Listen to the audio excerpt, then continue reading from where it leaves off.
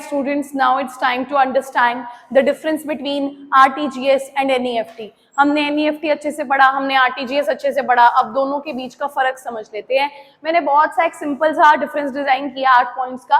पहला है सूटेबिलिटी। देखो NEFT उन लोगों को सूट करता है जिनको स्मॉल मनी ट्रांसफर्स करने हैं, ठीक है, जैसे छोटे छोटे मनी ट्रांसफर्स हो गए, ठीक है, अब तो 50,000 लगा लीजिए। लेकिन जब आपकी मिनिमम, जब आपको लार्ज अमाउंट ट्रांसफर करनी हो तब आप RTGS का इस्तेमाल कर सकते हैं।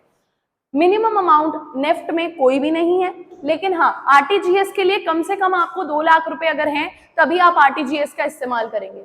मैक्सिमम अमाउंट की अगर बात करें तो ना नेफ्ट में कोई मैक्सिमम अमाउंट है ना आरटीजीएस के अंदर कोई मैक्सिमम अमाउंट है।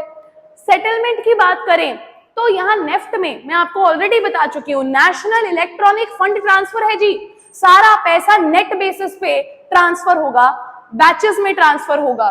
तो यहाँ पर लिखा हुआ है it is done in batches. जैसे कि 8 बजे अगर 4 लोग आए हैं पैसे लेकर तो पहला बैच तो 9:30 बजे जाना है जी, तो इनके पैसे 9:30 बजे ही ट्रांसफर होंगे। लेकिन अगर हम आरटीजीएस की बात करें तो इसमें रियल टाइम में ही ट्रांजैक्शन होती है। अब इसी पॉइंट के बेसिस पर हम अंदाजा लगा सकते हैं कि नेफ्ट की स्पीड स्लो है और आरटीजीएस की स्पीड फास्ट है। हमने जब आरटीजीएस अंडरस्टैंड किया था हमने उसमें ये पॉइंट पढ़ा था कि आरटीजीएस फास्टेस्ट पॉसिबल सिस्टम है मनी ट्रांसफर का इलेक्ट्रॉनिकली। टाइमिंग्स की बात करें तो मंडे से लेकर फ्राइडे तक 9 to 7 का टाइम आप मान लीजिए चलता है आपका नेफ्ट में, और सैटरडे को चलता है 9 to 1। और अगर हम बात करें आरटीजीएस की तो मंडे टू फ्राइडे चलता है 9 बजे से लेकर 3 बजे तक, और सैटरडे को चलता है 9 बजे से लेकर 12 बजे तक, ठीक है। अब उसके बाद अगर हम बैचेस की बात करें तो हमारे पास है वीकडेज पर 6 बैच और सैटरडे को 3 बैच। और अगर हम बात करें यहाँ पर आरटीजीएस की तो इसके अंदर कोई भी वेटिंग पीरियड नहीं है। चार्जेस देख लेते हैं एक बार, चार्जेस देख लेंगे हम लोग। यहाँ पर चार्जेस जो हैं मैं आपको समझाना चाहती हूँ पहले आरटीजीएस के चार्जेस के बारे में।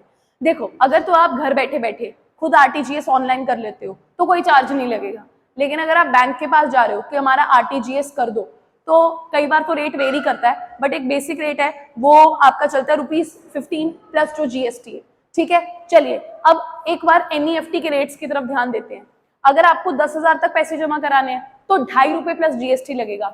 अगर आपको 1 लाख तक पैसे जमा कराने हैं 10,000 से लेकर 1 लाख तक तो ₹5 प्लस जीएसटी लगेगा। यहाँ पर जगह कम पड़ रही थी तो मैंने यहाँ लिख दिया है।